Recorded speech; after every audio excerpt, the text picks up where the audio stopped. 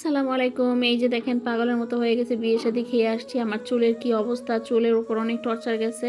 যেহেতু চুলগুলো আমি স্ট্রেট করেছিলাম, আবার এদিন স্টার পাম্প করেছিলাম, ২ টা করেছিলাম, যার জন্য চুলের অবস্থা খুবই ১২টা বেজে গেছে। তার জন্য ভাবলাম আজকে খালাকে দিয়ে তেল দেওয়াবো। টুকিটাকি রান্নাবান্না সবই শেষ করছি, আর আপনাদের কাছেও সেটা একটু একটু শেয়ার করবো। আর খালা এদিক দিয়ে কি করতেছে, সে ঘর মুছতেছে, আর সে একটু ফাঁকিবাজি করে। যদি ২টা কথা বলি তাহলে সে রাগ হয়ে যায়। তাকে কিন্তু সে আমার কাছে টাকা পয়সা না চাওয়াতে আমি তাকে আমি নিজে সেদে কিন্তু আমি ২০০ টাকা এই মাসে বাড়াই দিচ্ছি। কিন্তু বাড়াই দিলে কি হয়, তাদের মন জোগানোটা অনেক কষ্টে। চোখে দেখে যদি কোনো কাজ করে, আর যদি না দেখে তো নাই। যদি কিছু বলতে যায় তাহলে সে চোখ কালা মুখ কালা করে, কিছু বলার নাই। তাদের কাজটা এলো এরকম। ঘরটা মুছে কিভাবে আপনারা দেখেন, কারণ একটা কাপড় ভালো করে ভাঁজ করে তারপর ঘরটা মুছতে হয়। সেই একই কাপড় দিয়ে সে ঘুরে মুছে, সহজে কাপড়টা ঘুরে না, সেই এক কাপড় দিয়ে সে মুছে তারপর সেই কাজগুলো করে। এইভাবে সে প্রতিদিন কাজগুলো করে। তার জন্য আসলে ভালো লাগে না প্রতিদিন প্যাক প্যাক করতে। তারপর চলে গেলাম আমার সেই মুরগির কাছে। দেখি মুরগিগুলোকে সে কি করছে। দেখেন আমার রাজা মুরগিটা কি সুন্দর করে বসে আছে। এটা হলো আমাদের রাজা মুরগি, অনেক ভালো লাগে। দেখেন আমার মনে হয় যে খামার যে পাখির যে ঘরটা, সেই ঘরটা ভরে গেছে। আর এত সুন্দর করে ডাক দেয়, তার ডাক দেখে খুবই ভালো লাগে। তারপরে এই তো ছেলেদেরকে বললাম একটু পানি দিতে,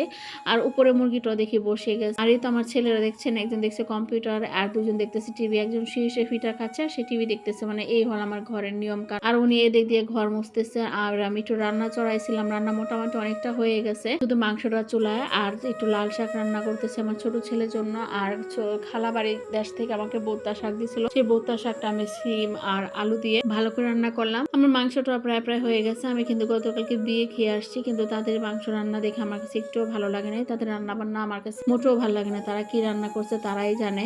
আর বিয়ে বাড়ি খাবার এত জঘন্য কিভাবে হয়, এত কম চাউল দিয়ে তারা পোলাও রান্না করছে, মনে হয় আতপ চাউলের পোলাও। কেউ খেতে পারে নাই। আমি আগের দিন হলুদে যে খাবারটা খেয়েছি, সেই খাবার খেয়ে আমি পাই না, সেখানে বমি করে দিই। এরকম একটা অবস্থা। খাবার খাই, কিন্তু এরকম মানুষকে এইভাবে না খাওয়ানোটাই ভালো। নিজেদের লোক, তারপর কথাটা বলতে হয় না, বলে ফেললাম, খুব কষ্টে কথাটা বললাম আর কি। তারপর টেবিলে চলে আসলাম। এখন উনি যেহেতু ঘর মুছতেছে, আমার এগুলো কিন্তু গুছায় ফেলতে হবে। আমার টেবিলের উপরে এই হলো আমার টেবিলের অবস্থা। সকালে এক ধাপ গোছানো শেষ, কিন্তু আরেক ধাপ আবার সকালে বেজে গেছে। আর মাশাআল্লাহ দেখেন আমাদের মুরগির ডিমগুলো, কতগুলো ডিম পারছে।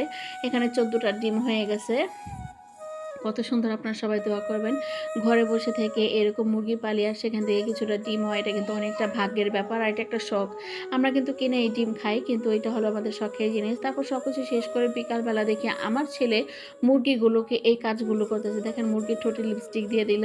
লিপস্টিক মানে কলম দিয়ে সেটাকে আর্ট করে দিল, আর এইভাবে রং দিয়ে দিচ্ছে। সে বলতেছে আমার 2টা মুরগি মিলে যায়, তাদের যা হাজব্যান্ডরা নাকি তাদেরকে চিনবে না, তাই নাকি মুরগিকে কালার দিয়ে দিচ্ছে। মানে এরকম একটা কথা বলে, তাদের কথা শুনে আপনার হাসতে হাসতে শেষ করবেন। তারা 2 ভাই কিন্তু এই কাজ করতেছে, মুরগির সাথে রং বেরং দিয়ে মুরগিটাকে সাজাচ্ছে। দেখতে পাচ্ছেন কত সুন্দর ঠোঁটটাকে করছে। তো আমি বললাম যে মুরগিটাকে এখন এক কাজ খাঁচার ভিতর ঢুকায় রাখো, বলতেছে আর একটু রং করে নিয়ে। মানে তারা যেটা বলে সেটাই করতে হবে, তাদের কথার মধ্যে কোনো দেওয়া যাবে না। তারা তাদের কথা মতো শোনে। বিশেষ করে আমার মেজো ছেলেটা কিন্তু এই কাজগুলো করছে, আর সে মুরগি খুবই পছন্দ করে। আর মানে শখ অনুযায়ী কিন্তু মুরগি আনা হয়েছে, আর সেখান থেকে মুরগি শখ করে পালতে পালতে আজকে দেখেন আমাদের মুরগিটা মাশাআল্লাহ আমাদের 4টা মুরগি হয়ে গেছে। 4টা না 5টা মুরগি, কারণ এই মুরগি 3টা, আর রাতা একটা, আর উপরে রাতা একটা, মানে টাইগার মুরগি 2টা। তো মাশাআল্লাহ অনেকটা বড় হয়ে গেছে। এখন আমার ছেলে বলতেছে মুরগি খামারটা একটু ধরো, মুরগিটার ভিতরে যাবে। তারপর ঢুকিয়ে দিলাম, মুরগিটাও ভিতরে চলে গেল। মাশাআল্লাহ দেখেন কত বড় হয়ে গেছে। আমার ছেলেরা এই নিয়ে তাদের জীবনটা কাটে, মানে বাসা বাড়িতে কিন্তু এই নিয়ে সময় কাটে। বাচ্চাদের একটু হাঁস না থাকলেও একটু মুরগি, একটু কবুতর, একটু ঘুঘু পাখি, এগুলো দিয়ে বাচ্চাদের সময় কাটে। কারণ আমাদের বাচ্চারা কোথাও যায় না, সারাদিন ঘরের মধ্যে থাকে। আজকের মতো এখানেই। ভিডিওগুলো ভালো লাগলে প্লিজ একটা সাবস্ক্রাইব করে দিবেন। আল্লাহ হাফেজ।